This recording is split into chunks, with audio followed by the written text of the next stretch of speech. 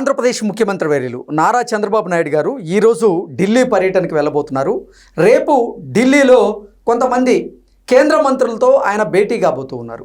ఎవరెవరితో భేటీ అయ్యేటువంటి అవకాశం ఉంది, దేని మీద ప్రధానంగా చర్చించేటువంటి అవకాశం ఉందనే దాని మీద మనం పూర్తి స్థాయిలో విశ్లేషణ చేసుకుందాం.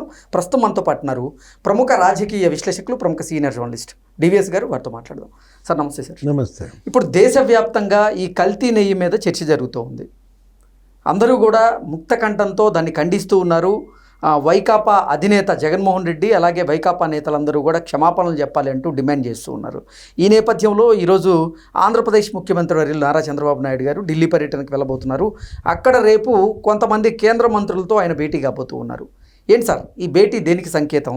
ఈ భేటీలో ప్రధానంగా ఏ అంశాలు చర్చకొచ్చేటువంటి అవకాశం ఉంది? ఈ భేటీ ద్వారా జగన్మోహన్ రెడ్డి వెన్నెలో వణుకు మొదలైందా అంటే ఏం చెప్తారు? నెల్లూరు కోర్టులో సిబిఐ సిట్, సుప్రీంకోర్టు వేసిన సిట్ ఛార్జ్ షీట్, అది ఛార్జ్ షీట్ ఫైల్ చేసిన వెంటనే మొత్తం అంతా ఈ కల్తీ నెయ్యి, అది అసలు కెమికల్స్ వాడారు, సింథటిక్ నెయ్యి అంటూ 15 రోజులుగా 12 రోజులుగా మనం చూస్తున్నాం. మొత్తం పరస్పర ఆరోపణలు, ఏదో యాగాలు, ఫ్లెక్సీ వార్. అంటే దోషులే ఇప్పుడు దొంగే దొంగ దొంగ అనడం. ఇప్పుడు ఏంటి, ఇప్పుడు మనం తీసుకున్నట్లయితే వీళ్ళు తప్పు చేశారు, చంద్రబాబుని క్షమాపణలు కోరమని డిమాండ్ చేయటం, దానిపైన ఇవాళ జాతీయ స్థాయిలో ఇవాళ చర్చ నడుస్తున్న దీంట్లో దేశం మొత్తం ఇవాళ భగ్గుమంటున్న పరిస్థితుల్లో ఇప్పుడు అధికారులను బలి చేశారు, అక్కడ బోర్డు పాలక వర్గాన్ని వదిలేశారు. ఒక 11 పేజీల నివేదిక పంపారు ప్రభుత్వానికి. ఆ నివేదిక పైన వీళ్ళు ఒక కమిషన్ ఏర్పాటు చేయాలని వీళ్ళు కమిషనర్ ఆఫ్ ఎంక్వైరీస్కి మరి రాస్తున్నట్టున్నారు. ఒక 3 అధికారుల్ని వేటేయమని సూచించింది సుప్రీం నియమించిన సిట్. ఎవరైనా అనిల్ సింఘాల్ ఆయన బలి చేశారు, ఆయన పైన వేటు పడింది. ఇంకా ధర్మారెడ్డిను బాలాజీ ఉన్నారు. సుబ్బారెడ్డి అరెస్ట్ చేస్తారా చేయరా? దానికి కారణం ఏది? బోర్డు చైర్మన్గా సుబ్బారెడ్డి, ఆయన తీసుకున్నటువంటి ఆ టెండర్ నిబంధనలు సరళీకృతం చేయటం. ఆయన పిఏ చిన్నప్పన్న, అతను 4,80,00,000 అతను బ్యాంకు ఖాతాలో, లేకపోతే 14-15 ప్లాట్లు అతను కొన్నాడని ఇలా చర్చ నడుస్తున్న సందర్భంలో సడన్గా ముఖ్యమంత్రి చంద్రబాబు ఢిల్లీ పర్యటన, జగన్మోహన్ రెడ్డి చెన్నై పర్యటన, చెన్నైలో అతను ఇండియా కూటమి నాయకులతో భేటీ, జగన్మోహన్ రెడ్డి ఇండియా కూటమి వైపు అడుగులేస్తున్నాడని అదొక చర్చ నడుస్తున్న నేపథ్యం. స్టాలిన్ కలిసినట్టున్నాడు, విజయ్తో భేటీ అయినట్టున్నాడు. అదేదో వివాహానికి సంబంధించిన అంశమైన రాజకీయమే. పెళ్లిలో గెలిచినా పబ్బంలో గెలిచినా ఆ భేటీ రాజకీయ ప్రాధాన్యత సంతరించుకున్నదే. కాబట్టి జగన్మోహన్ రెడ్డి ఇండియా కూటమి వైపు వెళ్తున్నాడా? ఓకే, దానిపైన అసలు బీజేపీ పెద్దలు భగ్గుమంటున్నారా? ఇప్పుడు చంద్రబాబు ఢిల్లీ పర్యటన అంటే జనరల్గా ముఖ్యమంత్రిగా చంద్రబాబు ఏంటి, మొన్న బడ్జెట్లో 40,000 కోట్లు కేటాయించారు. దగ్గర రైల్వే బడ్జెట్లో 10,785 కోట్లు, మరి పోలవరానికి ఒక 3,320 కోట్లు, మరి అమరావతికి ఒక 1,150 కోట్లు, విశాఖపట్నానికి అసలు మున్సిపాలిటీకే కార్పొరేషన్కి 1000 కోట్లు ఇచ్చారు.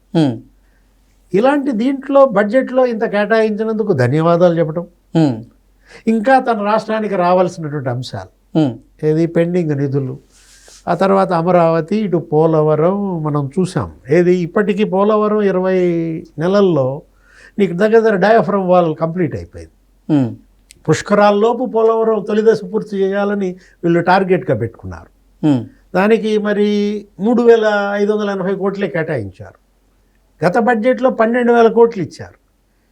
అంటే ఏంటి, దానిలో మిగిలిన డబ్బులు దీనిలో పెట్టారే తప్ప ఇంకా వీళ్ళు ఖర్చు చేస్తే ఇస్తారు.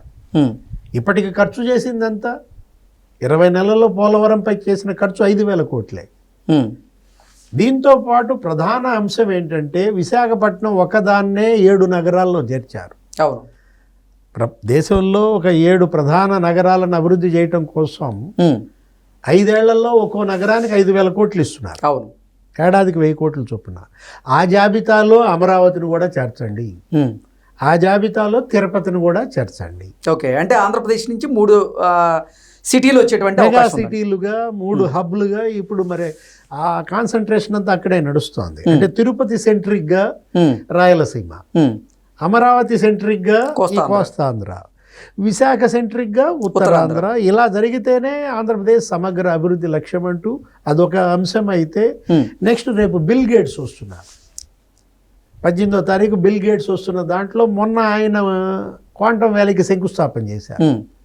కేంద్ర మంత్రి జితేంద్ర సింగ్ ఆయన కలిసి ఉద్దండరాయపాలెంలో క్వాంటమ్ వ్యాలీకి శంకుస్థాపన చేయటం, అక్కడ మైక్రోసాఫ్ట్ కంప్యూటర్ సెంటర్ ఒకటి పెట్టాలన్న ఆలోచన ఉంది. బిల్ గేట్స్ పర్యటనలో దాని గురించి మరి ప్రకటన చేసే అవకాశం ఉంది. అటు విద్య ఆల్రెడీ ఇప్పటికే ప్రకటన వచ్చినట్టుంది. అంటే క్వాంటమ్ వ్యాలీలో క్వాంటమ్ కంప్యూటింగ్ ఏర్పాటు చేయబోతున్నట్లుగా మైక్రోసాఫ్ట్ ప్రకటించినట్లుంది. ప్రకటించారు. దానికి ఒక 4000 చదరపు అడుగుల స్థలం కూడా ఇచ్చారు.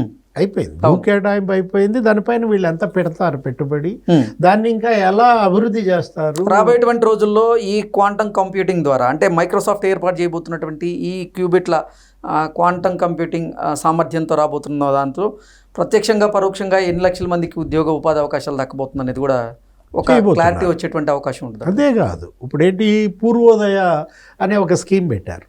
ఆ పూర్వోదయ స్కీమ్లో 40,000 కోట్ల బడ్జెట్ ఉంది.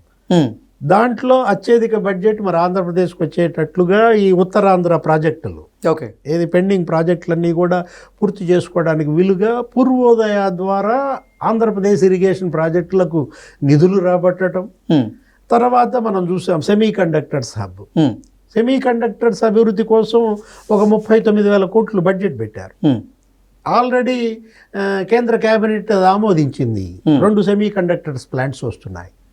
కొప్పర్తిలో, ఓర్వకల్లులో ఏంటి, అటు జపాన్ ఇటు కొరియా, ఈ 2 కలిపి 15,000 కోట్లతో అక్కడ సెమీ కండక్టర్స్ పెడుతున్న దీంట్లో ఆ పెట్టిన బడ్జెట్లో కూడా ఆంధ్రప్రదేశ్కి ఎక్కువ ప్రాధాన్యత ఇవ్వమని, ఇప్పటికే already FDI foreign direct investment ఈ 20 నెలల్లో మనం తీసుకున్నట్లయితే 25% ఆంధ్రప్రదేశ్కి వచ్చింది. దేశానికి వచ్చిన దాంట్లో 25% వచ్చిన దీంట్లో ఆయన మరి వివిధ శాఖల మంత్రులందరితో మాట్లాడి ఆంధ్రప్రదేశ్కి రావాల్సిన నిధులు రాబట్టడం. నెక్స్ట్ ఇక్కడ అరాచక శక్తుల అణిచివేతలో కేంద్ర హోంశాఖ సహాయం అభ్యర్థించడం.